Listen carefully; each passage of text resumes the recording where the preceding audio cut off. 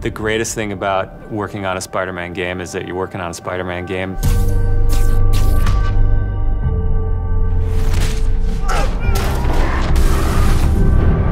The hardest thing is that it's a Spider-Man game. We really care about storytelling here at Insomniac.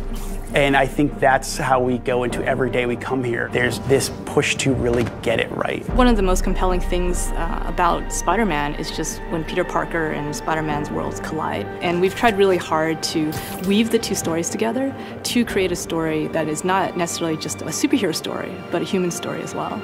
So this Spider-Man is a little different. He's older, he's 23, so he's been Spider-Man for 8 years, and kind of like an athlete in the prime of his career, he's starting to get good at the Spider-Man thing. The nice thing about playing an experienced Spider-Man is that he's already familiar with his powers, right? He's not just discovering them. We always think of Spider-Man as, we call him, the acrobatic improviser.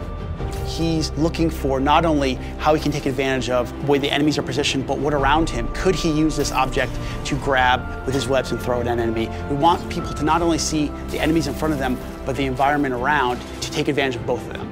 He also knows that the criminals out in the city know how he works as well, so he's got to mix it up. So even though he is more experienced, the challenges are going to be bigger than he's ever faced before. Spider-Man has a rich history of having great stories.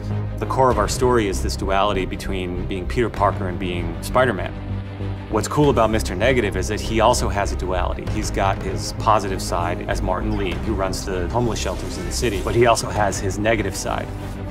When Peter makes the connection that the leader of the inner demons is the guy who my aunt works for, we got the perfect collision of those two worlds.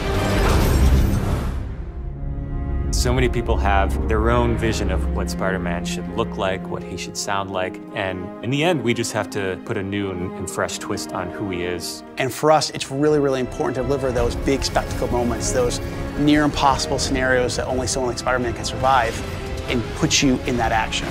You got this, you got this, you got this! We understand what this character means to people in here, and we're making this game with a lot of heart, and we're going to do whatever it takes to give people the ultimate Spider-Man experience, the game that they've been waiting for.